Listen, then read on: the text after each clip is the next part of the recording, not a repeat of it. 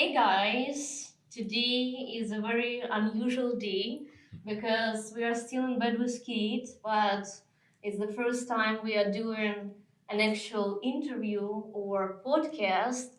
And today, here with me is Mr. Marcos.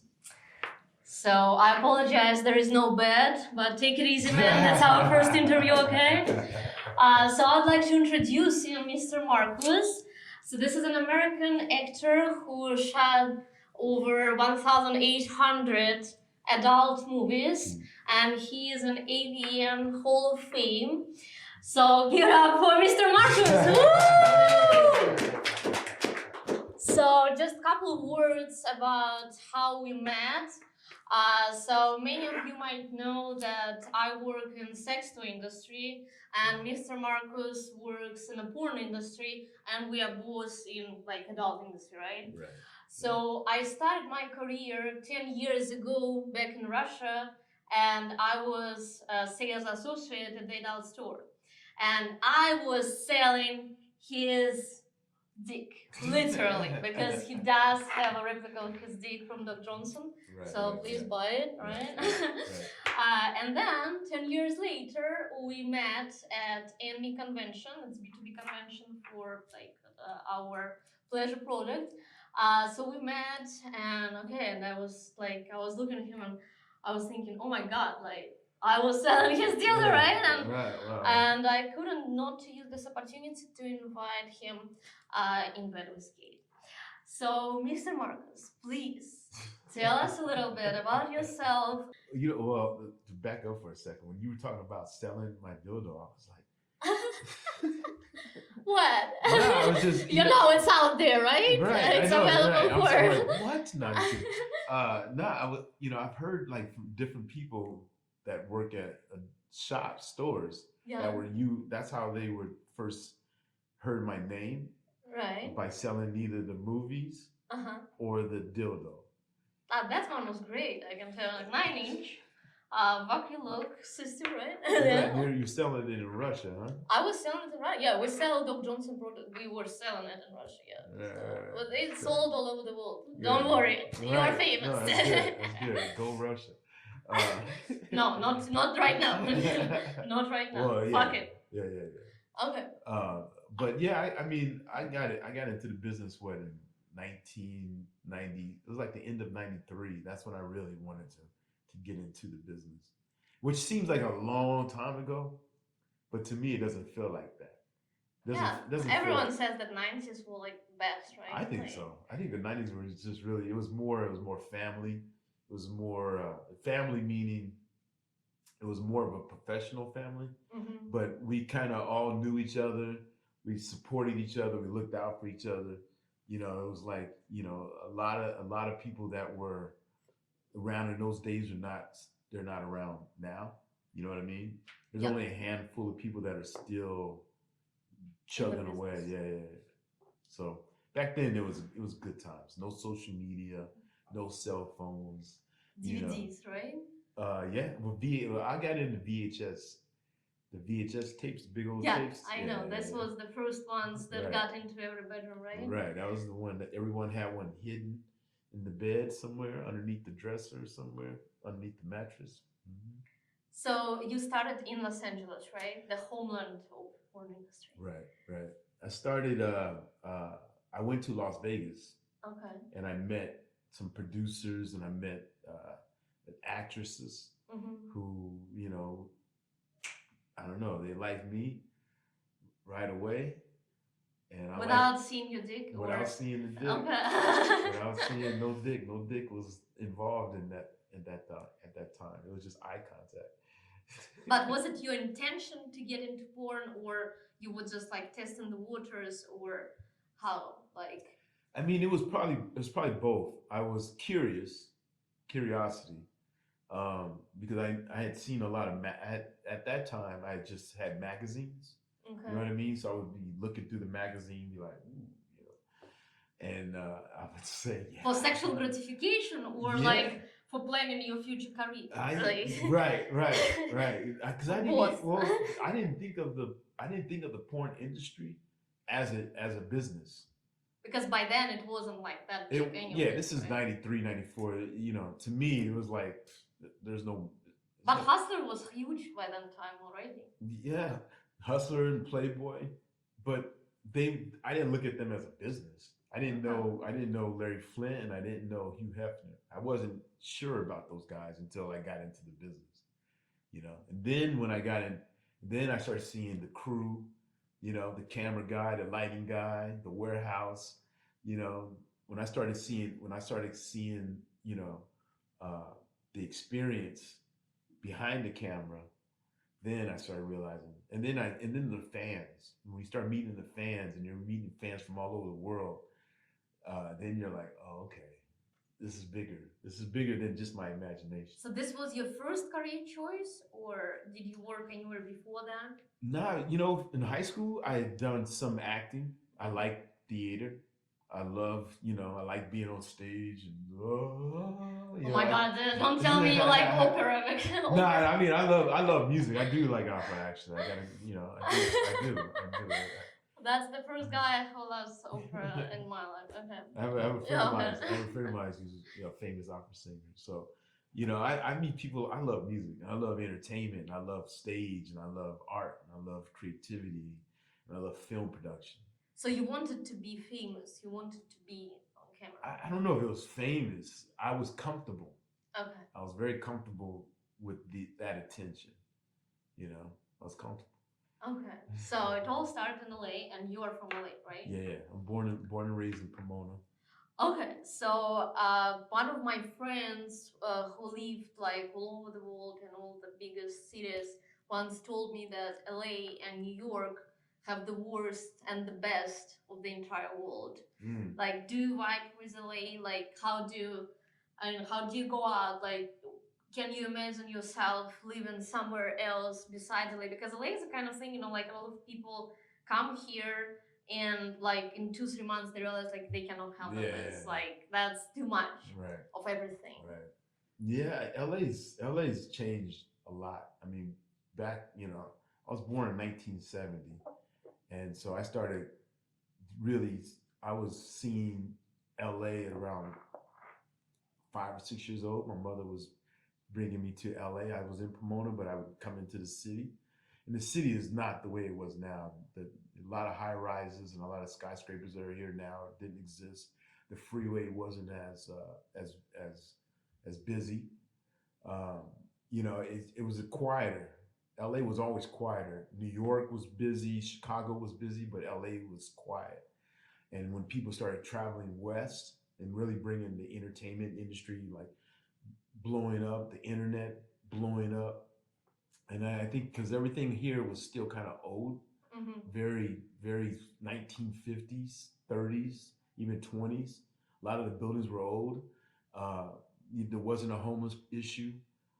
Really? Yeah. Because I saw that like first of all Tom Bradley like built all the tall buildings back in the 50s. Well, I mean, this is what I'm saying. The 20s and 30s, it wasn't. I think I'm not sure when the homeless industry started. When the homeless because it's a business now, right? It's a big business. It's like, how do you solve homelessness? I just think, you know, a lot of people. It was a combination. I think definitely of drugs. I think people were coming out here for opportunity. The weather, you know, it's about like 80% sunshine, you know, 75% sunshine. So you don't have to worry about cold weather. So if you could sleep out on the street. So they actually send them like to California from other states. They probably do. They probably do because, you know, there's a lot more. It's a very liberal state. You know, we're here to help. You know, you need help. Here you go. You know, so I think all of those things fueled LA growing, but in a lot of different ways, whether it was in homelessness or in wealth, you know, in education. LA is definitely growing and it's still growing. And all those things I think were growing pains. But you feel comfortable here, like you don't want to like move somewhere, or have you tried living somewhere else? I mean, I traveled a lot of places, but I love LA, man. I love LA. I love LA because of the history. I love LA because my family's here. I love LA because of the weather. I love LA because of the beaches. I love LA because of the entertainment industry. it opened up the door for me. There's a lot of creative people here. There's a lot of opportunity here. There's still gold in those hills. You got to dig, you know what I mean? But you got to, Yeah. but it's still here. I believe that. That's my thinking. No, like I truly believe in American dream. Like, don't get me wrong, but we are sitting Right. here in downtown Los Angeles. That gets pretty crazy sometimes. Yeah. And how do you deal with this craziness? Because like I moved to United States like 4.5 years ago, and during this entire time, Kanye West was running for president. People stormed the Capitol. Like there was so much weird shit happening in the country and in the city. And I realized that like the only way you can stay balanced if you really like work on it, like if you do some practices, I don't know, like meditations, right? And then I figured out, oh my god, like everyone here who is successful is a spiritual person. Like they all do some kind of thing, and I started to do it too. Like how are you dealing with this like stress of the big city? Oh right. How do you stay mindful? Stay like like oh. Yeah. How do you find peace? Sex. No, just kidding. That's the best way to do it, right? Good old fashioned sex just knocks all that stress out. No, I do a lot of meditating. I do a lot of like I live down by the water. Okay. I live in San Pedro, and San Pedro is very, it's at the end of LA, it's at the end of the freeways, at the end of the world. It's very quiet down there at night. It's just if you know where to go, it's just peaceful. All I hear is the ocean. I don't hear no cars. I don't hear no horns. I don't hear shit. It's just quiet. I can get into the chaos and the crazy shit that's in LA, and then I can just when it's done, I just go away from it. I just I remove myself away from it. So, but you do practice meditation. Yeah, I mean, I think spirituality at all. Well, yeah, because I think you have a physical side, you have you have a mental, and I think and you have a very spirit. We're all very we have a spiritualness, but do you tap into it? Do you tap into the mental side of yourself? Do you tap into the physical side? I try to tap into all three: my mental, my physical, and my spiritual. And I guess because of the nature of the city, you know what I mean, and the things that I've experienced, I value, I value this. I value the spiritual side of things. Yeah, I think it's kind of like a necessity if you want to live here and do things like for real and don't get like distracted by everything that is happening around you. You have to find this peace and balance. And like I could never imagine myself like doing this, like doing yoga every day, like charging crystals or whatever else like I'm doing. Charging crystals, burning incense. Yes. All the Santa. Right. Music is good. I mean, these are things that you can do anywhere. It doesn't have to be just here in LA. Find a hobby, art, painting, dancing, taking classes, hanging out with family, uh, you know, uh, going to the movies, reading, right? I mean, I try to do a lot of things. I try to do a lot of things. I don't just try to stay, in a mindset that's unproductive. I like to be involved. I like to engage. I like to learn. I like to understand better. You know what I mean? So yeah, I agree with you. I think like the person who really wants to make their life meaningful, they have to learn their entire lifetime. It doesn't matter how old are you, it doesn't matter like how many degrees you have.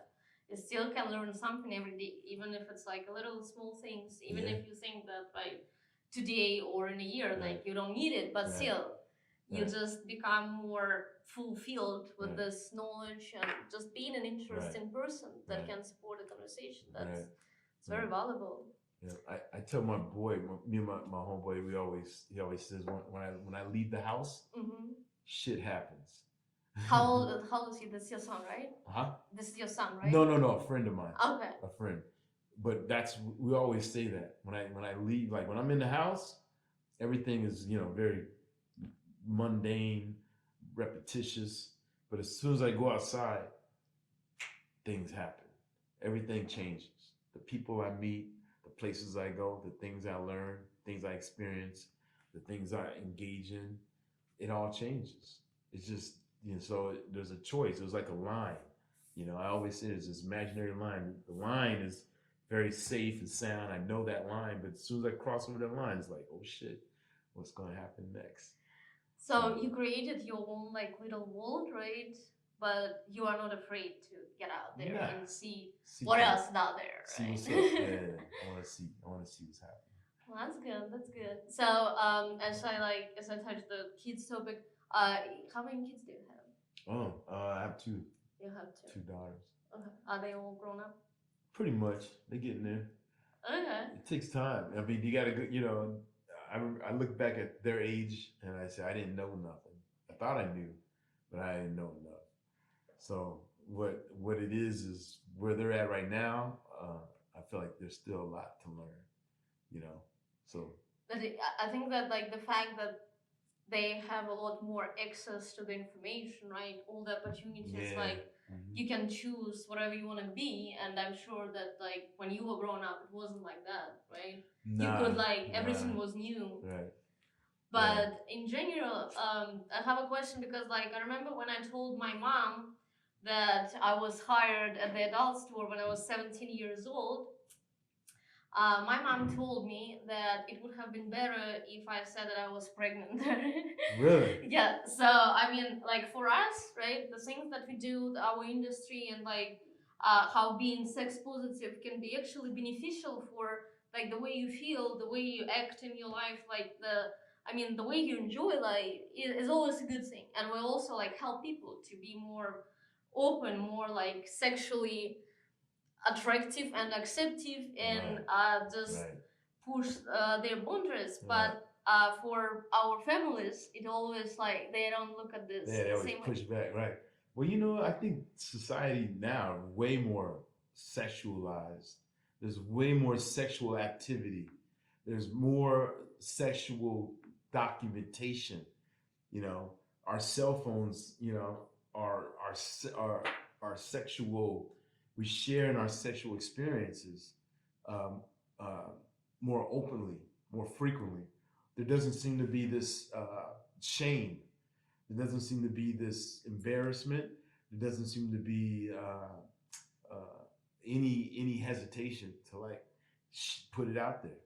You know what I mean? Maybe it's because you were like mostly you are around very like sexually open, because I can tell that's I also think the same way. But then I start talking to people that are like far away from our business, and that's not always the case. Like, of course, it's not for everybody. But I think when you're younger, you know what I mean. When it's definitely a generational thing, because the cell phones have given us the power to communicate and share our experiences differently than our families, than our parents, than our grandparents did. You know what I mean? Everything was more traditional, and I think tradition is kind of there's a you're able to see tradition through the internet, but you're also to see people breaking tradition as well. And I don't know what the outcome of that's going to be, but what I notice as a guy who's coming from a very sexual life, that I see a lot more sexual experiences across the board now. But don't you think that like young people right now, they have a lower libido in general? Because like I can tell, like when my father told me about like how he spent his his yachts, right? Like I understand that like nobody from my peers has experienced the same things. Yeah. And right now, like basically, like that's the reason like why even I don't know, like even like people who have some sexual experience to share, they are always a way older than me. Oh, gotcha. Yeah. So I don't know. So I just feel that like that young people right now, the generation Z, right? Yeah. Is not generation XXX. is not as sexual as like generation before. Right. And I think it's a combination of the factors that this like communication online doesn't really help to develop your communicative skills in the real life. Well, yeah, I think you're right. I think it's on display, but there's no context, right? There's no there's no purpose. It's just look what I can do, look how I do it. And we're just doing it for likes. You know what I mean? We're doing it for attention. But I don't know. I don't know. If it's leading anywhere. I don't know if it's going to if their benefit. You know what I mean? I don't know. From what I can see, not really, because like okay, so when you were young, right, you had to go to the party, you had to like get in somewhere, right, and make this connection with somebody, and then you like, if you are lucky, you get laid, right? Yeah, you're like, And you're like, right now, like you can just message, I don't know, 100 people on Instagram or right, on Tinder, right, and then like whatever works out, you just go for it. right. So you don't have to put this effort, and Right. then because you are out of the practice in terms of like your communicative skills, Right. when you are in like some social setup, you just cannot really make this conversation interesting. You cannot Right. really Mm. find some common ground. Like Mm. that's how I see it. Right. So that's why Right. I try to like limit my usage of social media by like 1 hour per day maximum. Oh, okay, that's good. Yeah. 'Cause, yeah, I don't. I'd be like, oh, yeah. I mean, too much, man. I'm like, stop it. But how your family, like when you announced that, okay, I'm gonna be a porn actor, right? So what did your family say? Never announced it. Okay, so they just found out. Yeah, they just found out. They just kind of found out. I don't know how they found out. I wasn't there when they found out. I'm glad I wasn't there. But when they found out, they came and and my mother, my mother was like, she was at work, and she says, the coworker told me they saw you in a movie, and the coworker was with her husband, and they saw you in a movie, and I was like, oh yeah. Did you ask her if she has seen that exact I movie? didn't. I did, and I'm pretty sure she's probably seen it, and she didn't want to see it. She couldn't unsee it. But the funny thing, and this is true, what she said to me was, I was more, I, I was more shocked that my friends, my coworkers, were watching porno on the weekend. That's what my mother learned.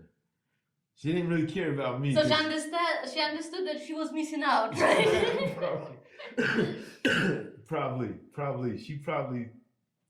I have to ask her, but she made me feel as if that she was like, I was gonna do whatever the hell I was gonna do, but the fact that her coworkers would tell her, was that Maybe was they just wanted to warn her. yeah. Well, maybe they thought she didn't know, or maybe they wanted to say they wanted to see if she did know. I don't know, but to me, I didn't. I took it as like that it was okay. That it was okay. She never told me don't. She wanted me to probably to do a lot of things in life, but she never told me, you shouldn't do that. I never got that from her. How about your daughters?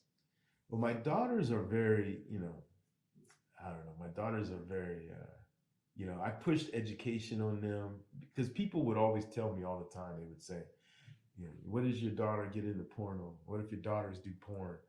And my daughters were like, they were kids. They were babies. So I was like, They were telling you even by then. I know they were telling me, and it was like, to me that made me like very determined to like give my kids a lot of options in life, to provide as many options as possible. Not to like, hey, look at what daddy's doing. You should do it too. It just wasn't. I didn't think like that. I thought these people were like, yeah, your kids are gonna do porn too. And it drove me crazy. It drove me crazy. I just was like determined to push them into education and give them more opportunities. So So they have never expressed any like interest in this. nah. My daughter's music was a big thing. Music still is a big thing. So both of my kids are in entertainment and the music industry and writing. They're both writers. We we did a lot of reading, a lot of writing in our family. Um, Bookstores every week, you know, you know, Oh, that's cool. yeah, yeah, it was book. You know, I was like, we was at Barnes and Nobles all the time. So that's, but they've turned into prolific writers, and and they're happy because I think but see, and here's the other thing. I would just ultimately you just want your kids to be happy. Whatever they do, you want them to be safe. You want them to be happy. My mother that was what she wanted for me. Am I happy? Am I safe? You know what I mean? And which I could say yes, both times. So for me, it was just like kids are happy, I'm happy, and so we're all pretty happy. Yeah, I think you always like as a kid you try to do opposite of what your parents did. Because like my mom was like kind of concerned, like she was afraid to talk to me about sex. And I think one of the reasons why I'm doing what I'm doing, because I understand like there are a lot of kids out there Right. who also cannot like talk to their parents, and maybe they can like talk to my channel and find out what they want to know about sex. Right. And for your daughters, I mean, like that's a big respect that you like push them to this education and Yeah. all this kind of stuff, Yeah. because I mean, this is the fundament that you like. Whatever. I mean, I come across women all the time now. It's just where, how can, what can I, what do you want to do? What's going to make you happy? You know what I mean? What is it that's going to make you happy? Like, ask yourself, what is it that's going to make you happy? And then let's see if we can help you, you know, find that. Well, but like it's a good thing that your daughters know what it is, because I hear from a lot of my friends of like your age that their kids, the age of your daughters, they have no idea what they want to do in life, because like there are so many opportunities out there. You can do like literally whatever you want, but just because of this variety, unlimited variety, you really don't know. Like you're just like your mind is all over the place. Yeah. Yeah, it's tough because some kids want to do the opposite. Some people want to do the same thing as their parents. Some kids are inspired by other kids. Some kids are inspired by something, that's inside of them, that nobody put there. They were born with it. Um, I can't speak on anybody else. My own experience. I didn't wasn't My father was never there. I didn't know my father. I don't know who he is. I never met him. It was just me and my mother. And so I was basically kind of raising myself at like 12, 13 years old. My mother was like, okay, you're good. I got to go now. I got to work. I got to make money. And so I kind of felt my own kind of way. Um, the difference is I was in my daughter's life, and so I didn't really know how to do a lot of shit. You know what I mean? I was like kind of watching my friends. Yeah, I was just kind of feeling it out, kind of trying to see, are you happy, you sad, you angry? You know what I mean? And what do you like, what do you don't like? You know what I mean? So that's still the same thing I use in life to anybody. It's like, where are you at and where do you want to be? You know? But I think you did a great job, because from what I heard from some people, that your daughter is very successful in what she's doing in hip hop. Yeah, that surprised me. I was like, whoa, okay, yeah. Yeah, if you want to give her a shout out, you can do it here. Yeah, no, shout out to my daughter, my daughters. All right. So before we get into your professional life and your career, is there anything you want our viewers to know, like any interesting projects you have? Like I know you have a book or anything you wanted to promote. Besides, of course, your beautiful videos. I want to promote my big black BBC. No, just kidding. That's already promoted. It promotes itself. That's already handled. Right. It promotes itself. I don't, still doing it. Nah, I mean, listen, I like, I like social media. I have a book, the Porn Star Guide to Great Sex. I'm doing an audio version. Mm-hmm. So I'm just doing I'm reading everything. Like, hey, you should take your girl, your lover, and hold her close. You know what I mean? Like, I'm reading these things now. I'm recording that, and I'm writing a script. I like writing. I promote the OnlyFans because it's like there's a lot of movies that I never put out there. You know what I mean? So people can watch them if they want to. So that's just the typical.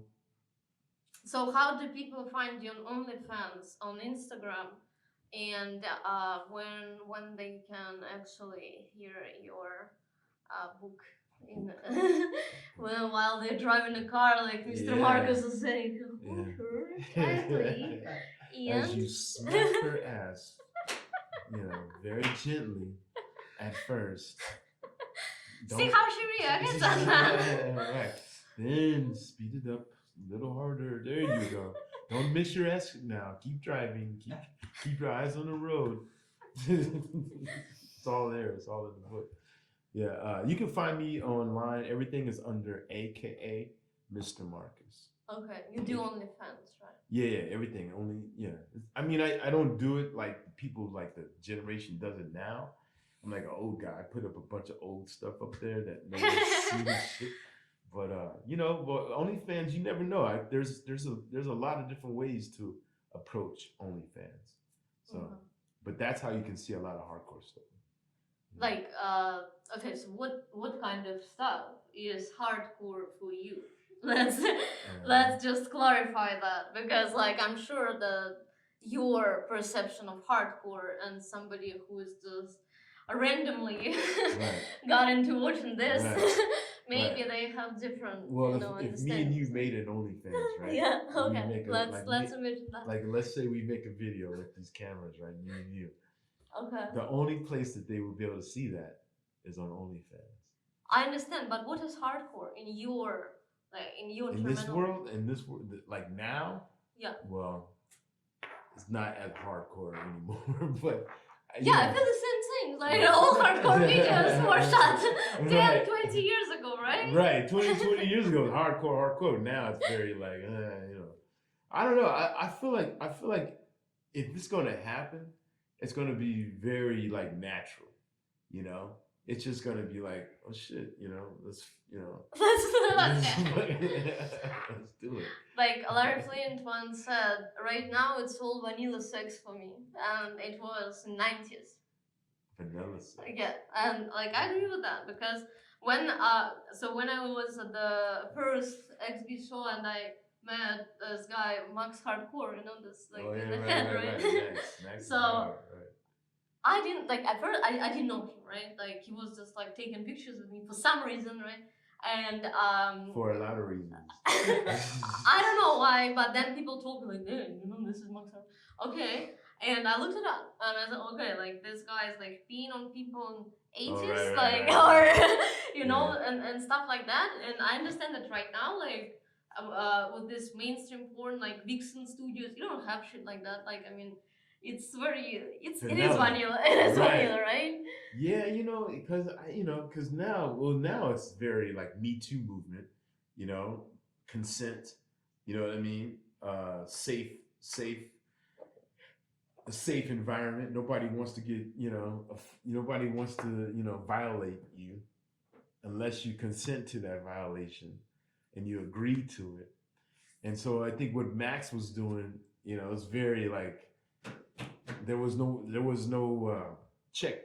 There was no check. There was no like limitation of what he can and cannot. Yeah, and I think he kept pushing it. But it can be a mutual thing. Like let's say you like all of that. You want it hardcore. You want double anal. You want a fist up your ass. Okay. I don't think he even asked anybody this thing. Yeah. But things are different now. A lot of these companies are corporate companies who they don't want any legal backlash. So they want to make sure that you're comfortable, happy, safe, all of that before they do that. Okay, so what was like the most hardcore thing that you were shooting? I did a couple of yeah, go ahead. We're ready here. Yeah, it's all there. It's all on the internet. I've done it all. I've done fisting. Okay. I fisted a girl. Have you ever been fisted or not? No. Okay. I don't. You don't like this backdoor thing? No. No, not towards you. Okay. No. I like to do, not Not receive. Okay. like to give. I'm a giver. Okay. But no, but you know, people are different. Everybody's different. You know what I mean? Like, I don't know. You know, if a girl was eating my ass, you know, 20 years ago, that was like, ooh, you know. Now it's pretty common, you know. Like if you see a video and a guy's, you know, for some reason says, "Hey, lick my ass," the girl's like, "Okay," you know. Is it improvisation or? You know, for me, it was the director. It was like the producers were like, "Hey, you know, get your ass eaten," you know. And you That's know, how it works. Okay, I got. that's That's how how it it works. works. It's Okay. like I don't know. Do you like to eat ass, or is that Only if I'm in love. Like I can do it. Like I okay? mean, I don't have any problems with that. Okay. But I wouldn't do it like for the guy that I have just met, or if it's like Right, the first sex, like right. you know, like then like. I mean, you have to deserve it. Like you have to prove me that Deserve you it. worth Okay, this. You know, okay. like then I'll do it, no problem. But Okay. other than that, like, and if you're in a good condition, like if it's clean, of Yeah, course I right. wouldn't do it like if you just got Right. it from the gym. No, but yeah, I mean, I think like for me, all types of sex, like if you are vibing with the person, if this person is clean, if they like if you're I don't know, like if you have good sex, like I mean, if his dick is not like performing well, or if there is no chemistry, then it doesn't make any fucking sense to lick his ass, you know? Like let him lick my ass and see what happens if it gets any better. But you know, like I cannot do all the work by myself. That's my point. Right. No, it has to be like some like a reward, like a mutual. It's like a chemistry and like.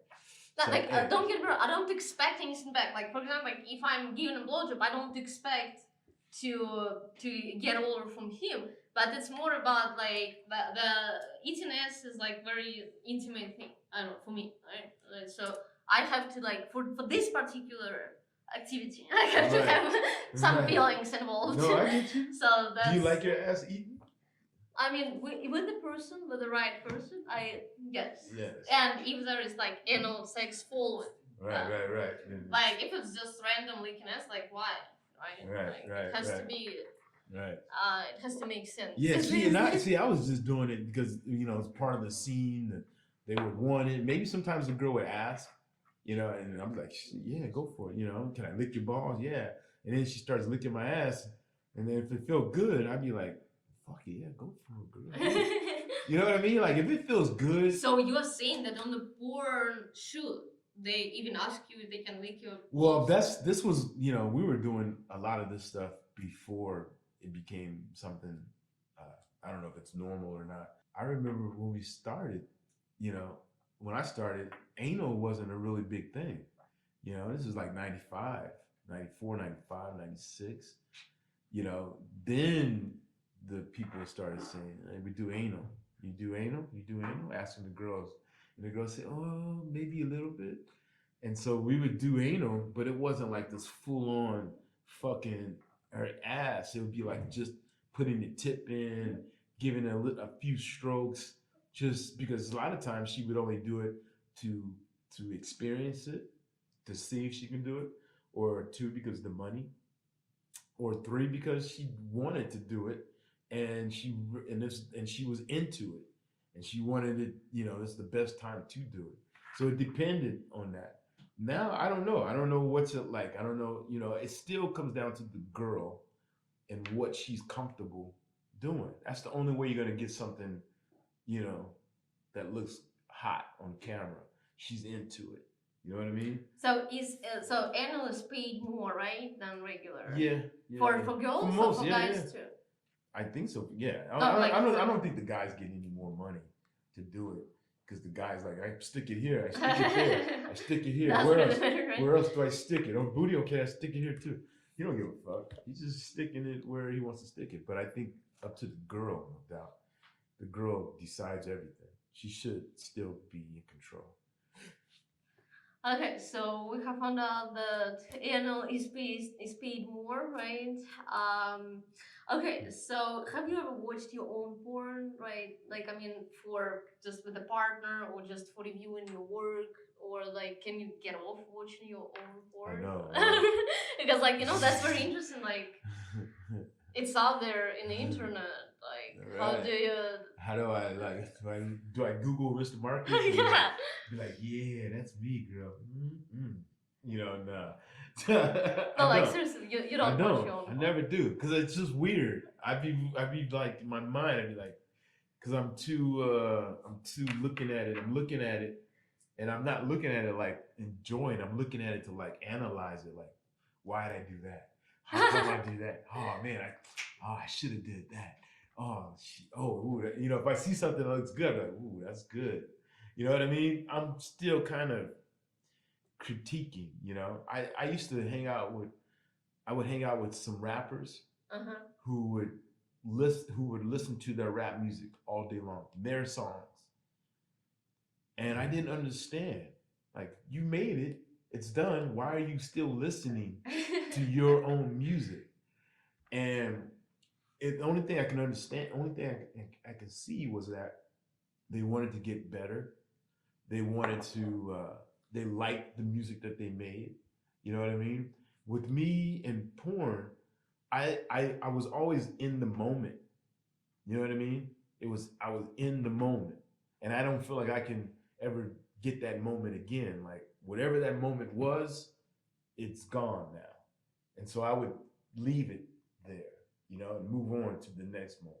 That was my personal, but to each their own. But do you watch someone else? Like, for example, if you are with a partner who you have been together like for a while, would you watch porn Yeah, to get turned on? yeah. I was watching some this morning. What? You were watching some this morning? Yeah. Is it? I was watching. It was like this. There's a girl on Twitter, and all of her posts are like blowjob, but she Okay. posts all these other girls giving head, and like all of them. It's just it's like, and for me, I like that shit. So I was just kind of like, wow, wow, wow. I was So like, how often do you watch porn? lately, lately, I don't know. I've been watching a lot lately. No, like for me, it's like very like some months I would watch it like a lot. Like I can like just literally scroll one page to another page, and like. What do you like to watch though? What is it? Oh, it's a lot of things. It really Okay. depends on the timing, but yeah, I can watch some like BBC or Oh, some really? just like You anal like? close up or I don't know like cream pies, multiple cream pies, like a lot of things. Just like every year is different. Like every year Yeah. is different. Oh, you go by the year, so you're Yes, like I mean like every every year year, I like have like some you got like different a long list of. Okay, I things got the whole in year. Okay. mind, but I mean sometimes I can watch classic too if it's like if it's really If it's good, nice, right.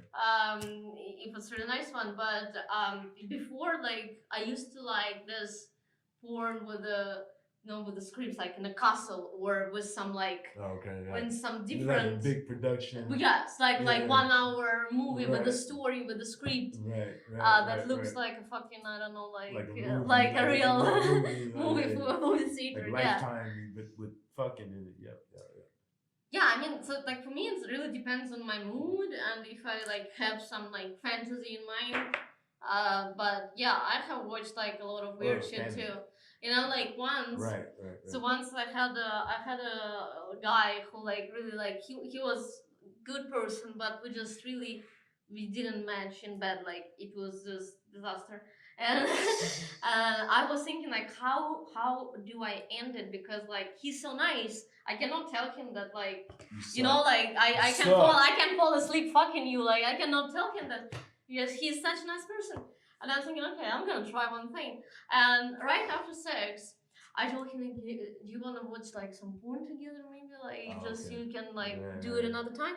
And he Yeah. goes, yes, for sure. Like I have never watched porn, but it's like with a woman. Right. And he said like, what kind of porn? And I found this video that I saw many years ago at my first work. Um, this octopus sex where like this Japanese girls put octopuses That's inside. crazy. That's crazy. You say that. 'Cause I've seen that shit. You seen it, right? With the Yes, it's and a he lot. saw it, and after that we will have never seen each other again. That was my intention, and it worked. You put that on there. You showed him. Yes, because I didn't want to see him again. Like I thought, okay, maybe he thinks that I'm crazy, and that's it. Because it was like sort of first date, but it already wasn't working out. You know, like I wanted to be nice, so that's what I did. Yeah, he never called me again. That's. He probably doesn't eat sushi no more. Probably he does.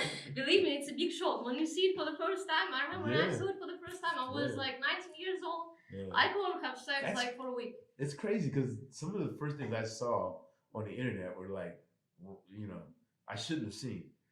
Because they were, you know, now you got me thinking like, oh yeah, I remember the octopus thing. Because I remember the octopus. They cut the tentacle off, and then they. No, in my video they didn't even cut that shit. So it was like the whole idea was that it was still moving inside of vagina, and it recreates multiple penetration. Like honestly, there is the whole like I digged into that.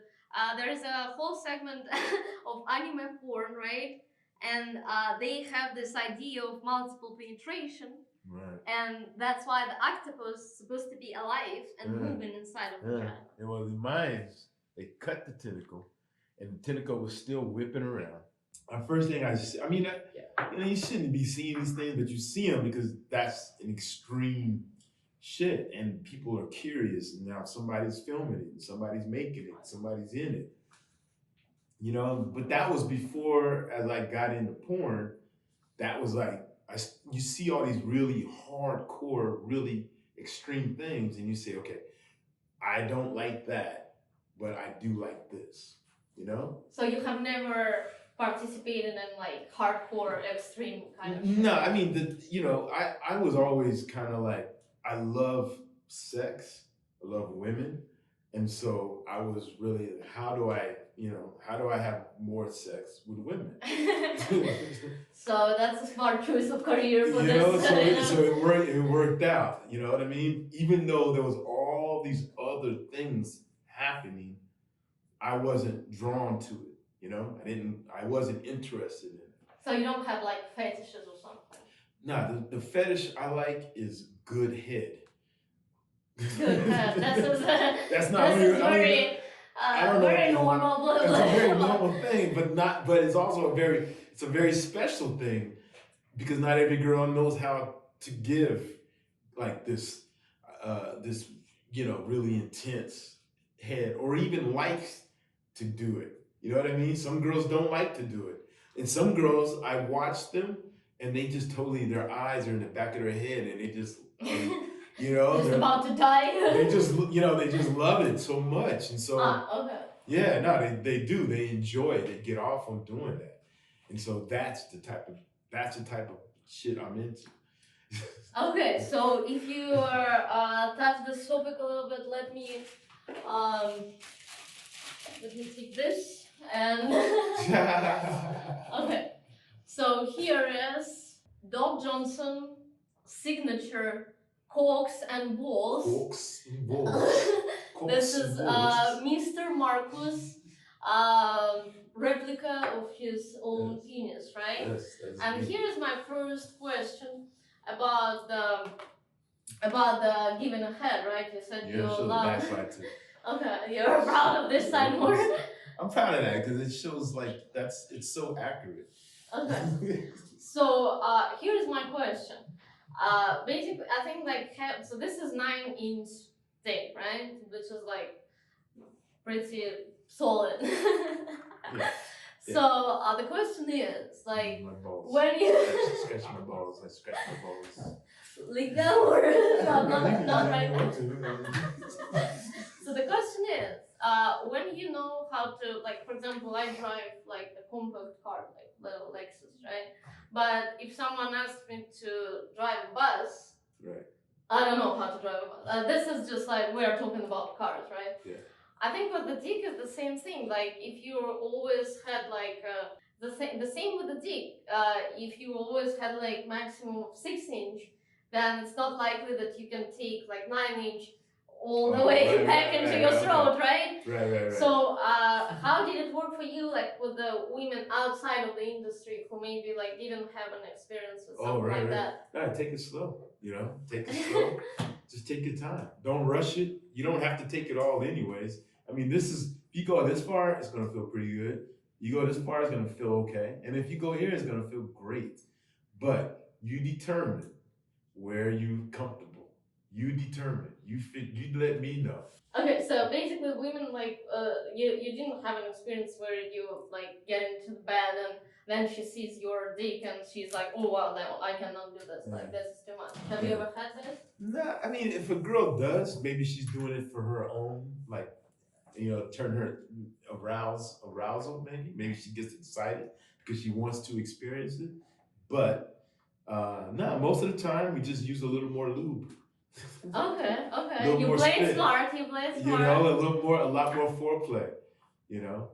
Okay, that's good that you understand that for women it takes time to Yeah, like get body aroused the same as I their want to make mind. sure you are very comfortable because I'm going to put this in you, and I want to put all of it. I don't want to hold back. I want you to feel all of it, but I don't want to hurt you in the process. So I'll take whatever time is necessary to make you comfortable. But I can tell you, I've watched a lot of your videos, and not many of them you were like sticking it all the way in. Right. So Cause sometimes the girl, she didn't want to. She didn't want it all the way. Maybe I didn't need to go all the way. Have you tried this? this, Yeah. I have received it only yesterday, so I haven't Okay. yet. Not yet. But I can tell you, when we worked at the adult store, like in Russia, me and two other gay guys, we were always like, we had this blowjob training, and we had, and between like three of us, we always had this little competition when we were taking like 8 inch, 9 inch Oh, Doug wow, Johnson, wow. and we were like trying to go all the way. And yeah, they were better than me by then, but I was only 18, so. Oh, you're better now. Yeah, for sure. I know what I'm doing. I'm always like doing my best, okay? Yes. So, how did you get this done? Because just to give you guys an idea, Doug Johnson is the first manufacturer of sex toys in California, and it started like 50 years ago. I think they soon will celebrate their 50th anniversary. So, do you get like royalty fee from every dick sold, or how does it work? Or Yeah, I mean, we worked out a deal a long time ago. It's been on the market now for at least almost 10 years. It was the first. I was the first porn star. I was the first straight male porn star to sign with Doc Johnson. But I think, but now they have like nine or 10 other male performers, which they didn't have before. So, and I think they got it just right. I mean, it took me two times to get it right. The first time I went in, and you basically have to keep your erection, and they stick it inside like a jug, like a mold? like a mold, so you make an impression. But when I put it in, it was as hard as this, right? But as soon as I put it inside the thing, it went. Ooh. So it was like about like this. It went from this to it shrunk. Okay. And so they were like, "Oh no, don't worry about it. We'll fix it. We'll do it." And I was like, "Nah, no, no. It's got to be real. No." My ego was like, "No, motherfucker, we can do this." So they said, "You want to come back?" I said, "Yeah, I'll come back." They said, "Okay, we come back in 2 days. Come back 2 days from now." So I was like, "All right, cool." So I came back, but I came with a girl, and the girl, she brought her friend. And so they were making out while they you were were no, they sticking were your making dick out. in They this- were making out with me. One girl was kissing me, and the other girl was giving me head. And so I was like, I was like, yeah. And so they put me inside the little thing, and it came out like this. So this is real, authentic. And I don't know. For me, it was like I didn't want them to fake it. I didn't want them to add anything. I didn't want them to change anything. I just wanted them to make it. If we're gonna do it, let's do it right. Okay, so this is like the real size, right? Hold on, let me get a picture of you holding it. Hold on, I gotta get a picture of you. My dildo. Let me put Because you were selling it. Now here we are. Yes, together. that's very, that's life is full of surprises. Hold it, hold it, hold it. There you go. I'm loving it, man.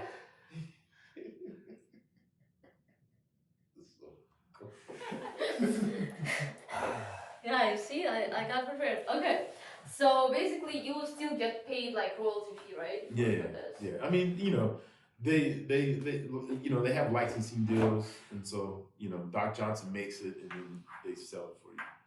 So, yeah. Okay, So if anybody wants one, I can sign it and send it to you. Okay, Sorry. thank you. That's very nice of you. All right, so I have watched like your videos, obviously, and I have a question. Like, in real life, mostly men are silent, right? But for me, it's most weird. Like somebody has to like make some noise or say something, like just anything. The dirty talk in your videos, is it improvisation or do you like always have dirty talk while you're having sex? No, I'm pretty quiet. I'm a quiet guy, to be honest with you. I'm really quiet. But for the movies, the alter ego, the alternate persona is very like, yeah, girl, suck this dick. Come here, let me fuck you. Turn your ass around. I mean, if she responds to it, if she likes it, if she wants me to talk, then okay, then I'll come up with all kinds of shit. But nobody writes a script. Nah, not for the movies. You want it to be like just real, authentic. The motherfuckers like to talk. Let them talk. If they want to be quiet, then maybe you got to get creative with the camera angles, or if one. It depends on the chemistry. Depends on the creativity and the enthusiasm, how excited you are. If you're excited, like, oh yeah, like, yes, or you're very like, oh yeah, that's good, girl. Oh, I like it. Oh, that's good. That's a good example. Right? You can look up the full version on Pornhub. Which one do you like? What's your favorite? What do you like? What's your favorite? Yeah, do you like people to talk, or do you like?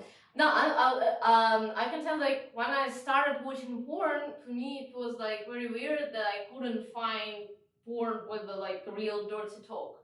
Like it's just rare. Like mostly even top porn stars, they just like they look good, they fuck good, but they don't talk. Don't talk. Really. And in your videos, I have noticed that there is a lot of this dirty talk, and like mostly it's you who is talking. Yeah. And I was just curious, like, is it improvisation? Someone writes the script, or is it just like the way you feel? Yeah, because you could be like, "What's my line?" Oh, yeah, take this dick. Yeah. What? Okay, yeah, take it, girl. I mean, it can go that way, or it's very natural. Like I can tell you like it, and I can tell that you want, that I want to encourage you because I found this is a tip. Encouragement helps. If she's giving you head, then you're like, ooh, that's good. Ooh, wow, that's really good. Whoa, damn, girl, you're really good at this. You know what I mean? Like, yeah. So you have to like you just encourage. You're like supportive. You're like, ooh, you're taking that dick. Oh my God, you're doing a good job, baby. You know what I mean? And she's like, yes, you like it? Yes, I love it. I love it. Keep doing it. And I think that's encouraging because it gives you more confidence and it makes you feel like you're satisfying them and you're being satisfied. And you're acknowledging, you're saying it, you're telling them on the spot, like, wow, I love what you're doing. So basically, this is just your creativity. Like nobody is writing. Well, I think if you're at home and it's kind of quiet, maybe you should try encouraging. Maybe you should speak up and say what you feel.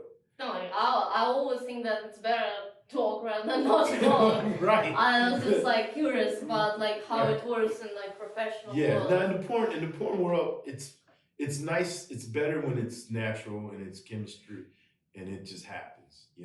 Nobody should have to tell you to make noises and talk out. You should just be able to do it. Yeah. How about like the positions? Like when you were, for example, when you were agreed to participate in like a particular video, do you have any kind of script? There's some companies kind of map out. They tell you ahead of time what they want. They say, okay, I need this, I need that, I need that.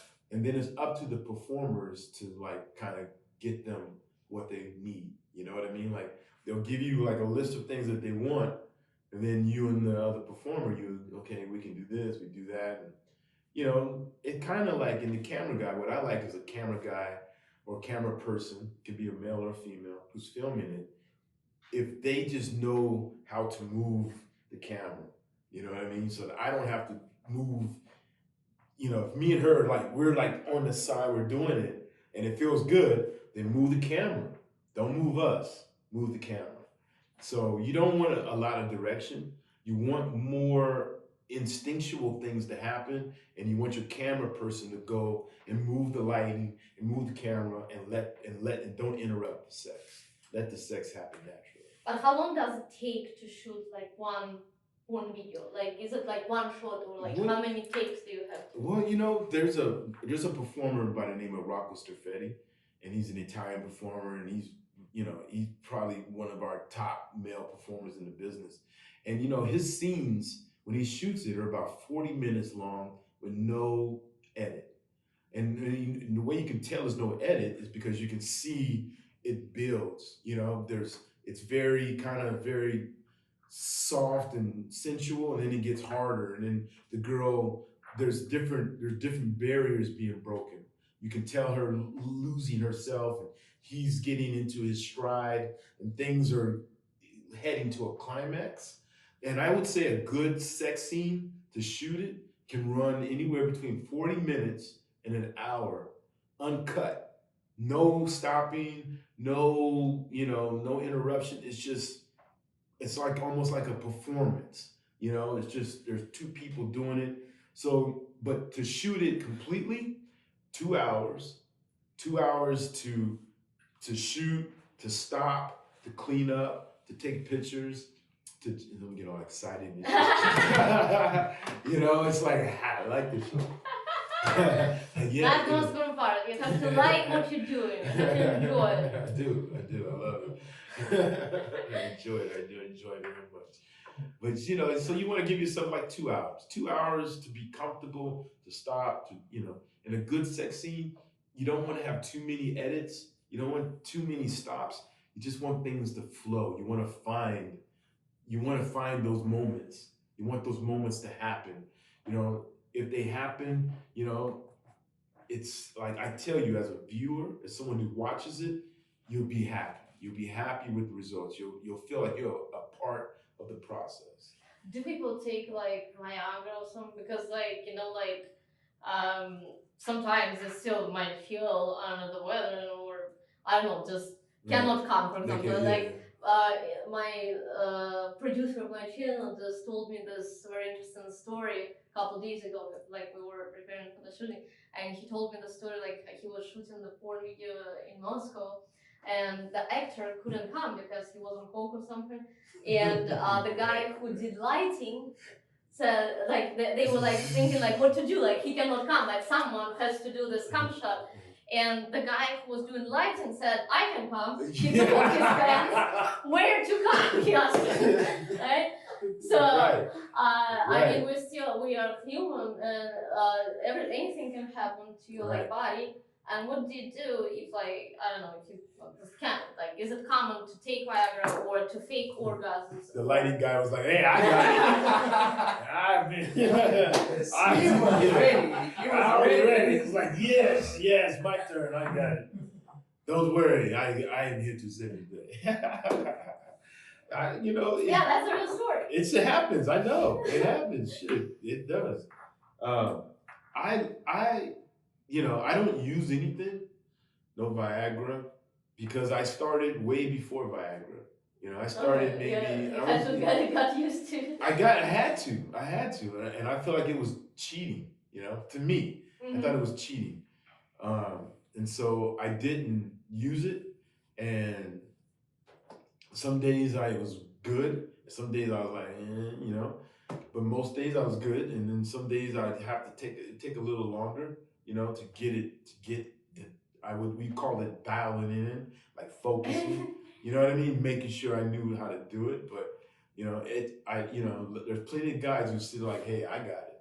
There's plenty, I already know, but it does happen because you're doing something that's not, sometimes you're not really comfortable. Sometimes you're like kind of nervous.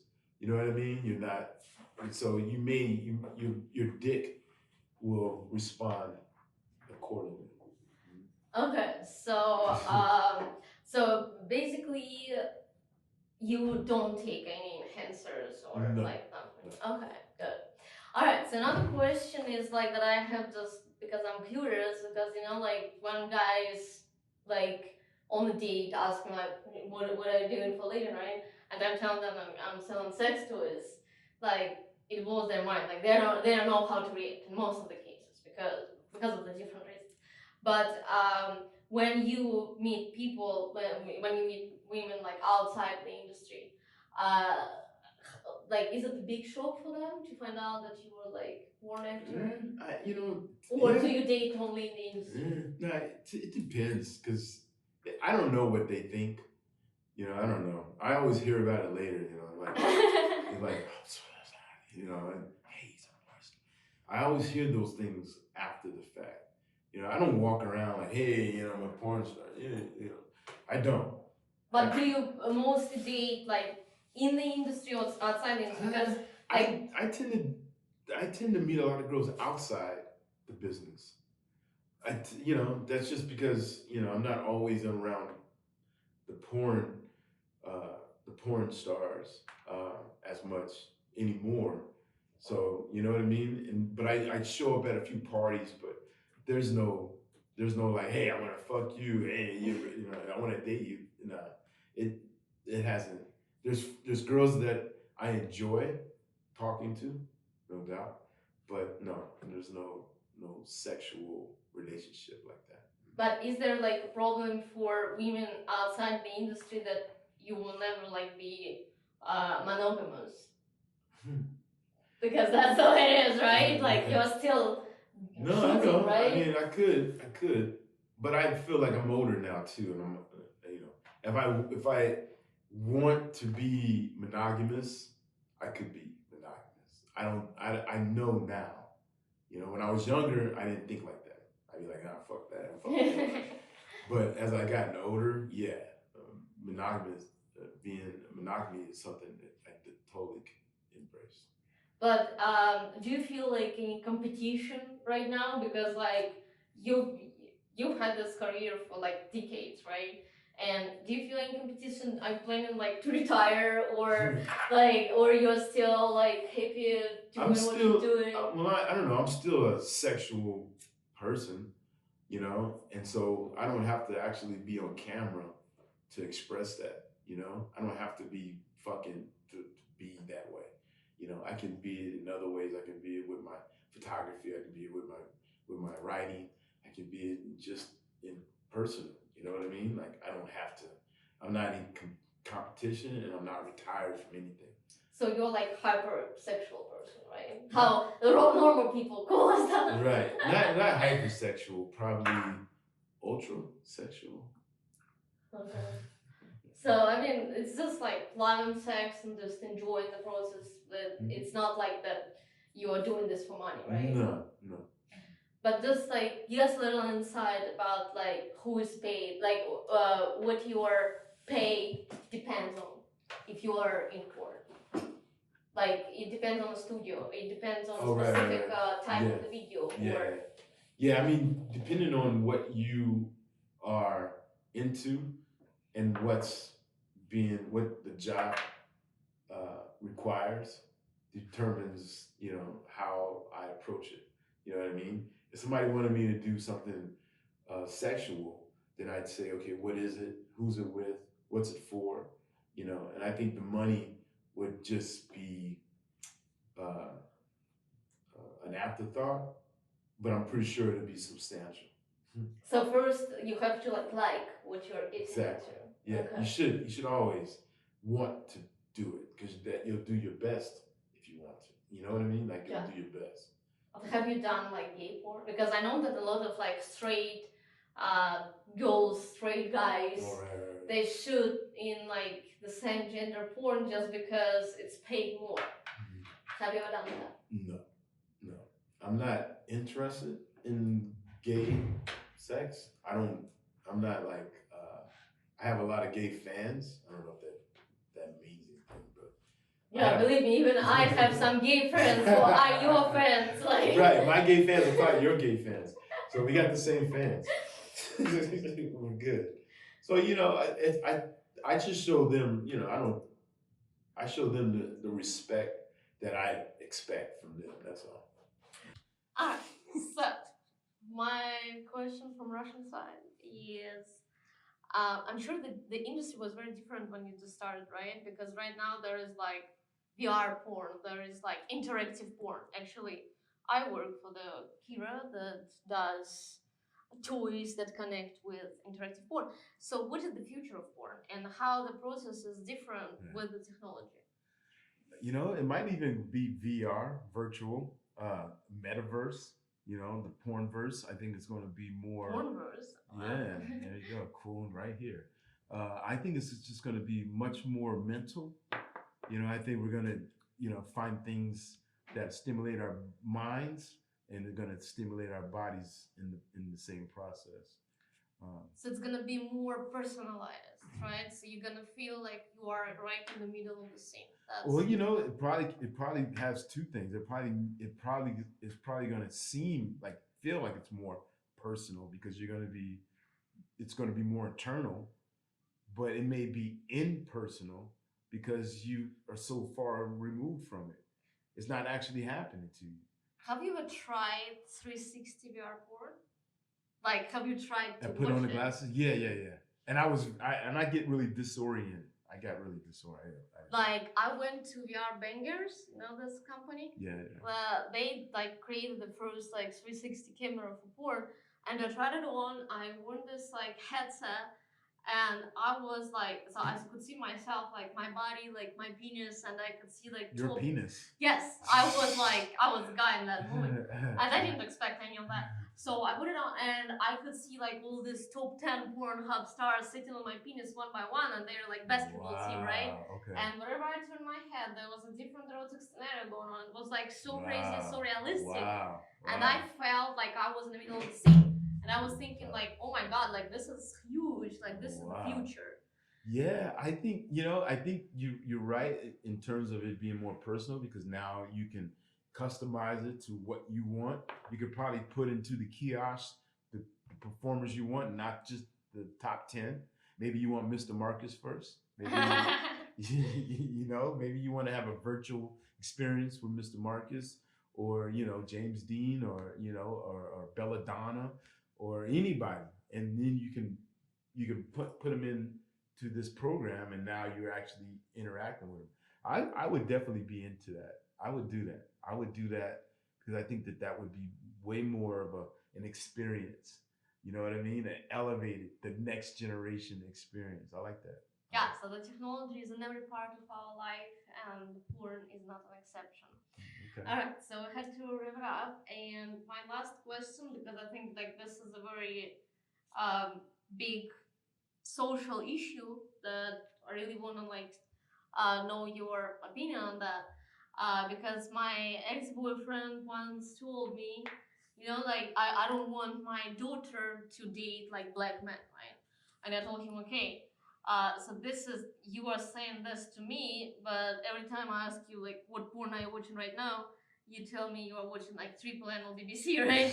Like how does it work? Like, do you think that racism is like first of all, before I moved to America, I didn't realize how big this issue actually was. Because in Russia we don't have like black people we hear about racism, but we don't really know what it is. Right. And then I moved here and I realized, oh my God, like these people, like these crazy people can't even explain their feelings, like why they have so much hate. Because like I'm a very peaceful person. I don't understand how you can have hate to like anybody, especially because of like skin color or something like that. But has it affected you in your career, in your industry, or do you think that porn is like kind of thing where racism doesn't exist, where like it's cool to like be black, or like how do you deal with that? Because even LA is like kind of city where you have like all kinds of people with different backgrounds, but still I have came across a lot of people who really like, I mean, some people hide it, some people don't even try to hide it, and it was like, I don't know, it was so overwhelming for me because I don't understand how you can Right. like judge people by this particular reason. Off of race, yeah.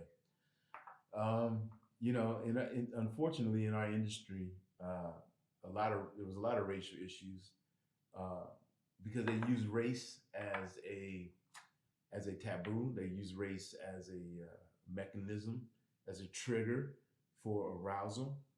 Uh, they as they use it as a as a theme for a movie. Race, black man and white girl, little white girl, big black man, little white girl. And you know, when I started, you know, it was a lot of movies that were just black this, black that. You even looked at the website, blacked.com. Yeah, that's a good one. I like this one. I mean, people love it. I mean, they love it because of just the taboo and you like that. Look at you. I don't like it because of the taboo. I like it because it's a good quality video. No, it's quite where you know what you are getting. Like, you know, this is exactly. You know, right. You know exactly what you're getting. And I think I think you know on the performance side, it exploits the male performer, it exploits their blackness. It totally, because it's not owned or ran or even shot by black producers, directors, or videographer. But there is one, Derek Dozer, and he's a brother. He shoots it, but there's not a lot of black ownership in that. You know what I mean? Like Yeah. there's, and so I think if you're going to be calling anything black and black this, I think there should be some kind of black representation behind the scenes, in the producing, in the directing, even in the photography. I just think that needs to be more prevalent. I think we need to have a lot more black representation when it comes to the executives, the decisions, even through Hollywood. Just more ownership of blackness. Not It's not a commodity that's sold and by someone white and produced by someone white. And, oh, you know what I mean? Oh, not making money of it, but actually like being in charge of it. Yeah, being involved in it, and if you're making money off of it too because you're part of the ownership, even better. I just, you know, that has always been an issue in our industry. It's always been this disbalance. Yeah, yeah. And I think that I like to see changes when it comes to that. And you know, and as far as people having their racial issues, you know, a lot of times I think people are playing off the stereotypes. Um, you know, they're, you know, just a little bit of information and they exploit that.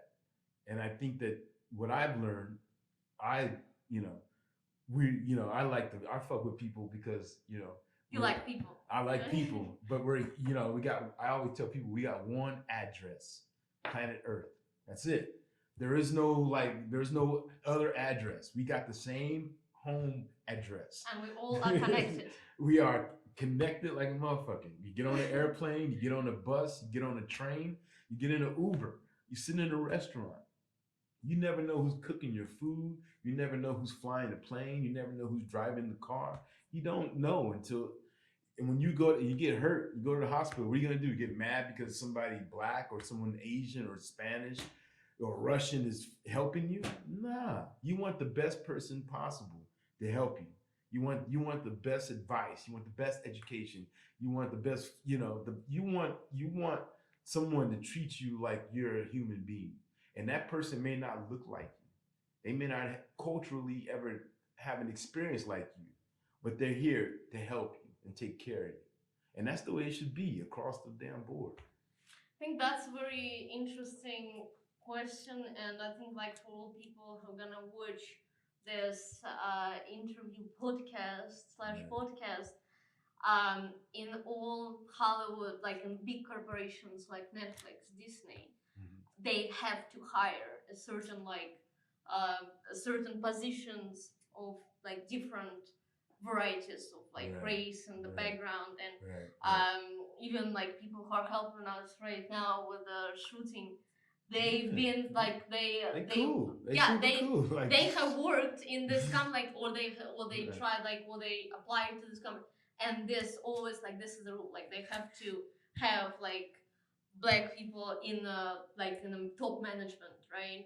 And that's a pity if in our industry it's not the same for now. And I can feel like I don't know many like black store owners, for example. I don't know how about like running the porn production company, but from what you were saying, like it's still it's still very rare. Well, there's a lot of companies that are not like known and mainstream as like in the Valley. Maybe they're in uh, maybe they're in Washington D.C. or in Atlanta or Miami or or Virginia. I mean, there's different companies there's different ownership in terms of stores, sex shops, or even in production or film companies that are black owned, but they don't have all the press. They don't get all the publicity that someone like Vivid or Hustler or Playboy gets. But but maybe over time, you never know. I think I like diversity. I like seeing different. When I came into the porn industry, I was one of the, I was trying to do everything. I didn't want to just do black porn or black porn or black production. I wanted to do interracial and Asian, and I traveled to Japan and South America and Canada, and I was around just diversity. You know what I mean? So I was always encouraging that in other productions, in other forms, in other ways. That was just me. But I looked and I said, hey, I don't want to be limited. I don't want nobody to limit me because of my color of my skin. Nah, fuck that. I want everything to be open. I want all the possibilities. So we'll hope that soon the world will be on the same page with us, and there will be no issues and no issues, right?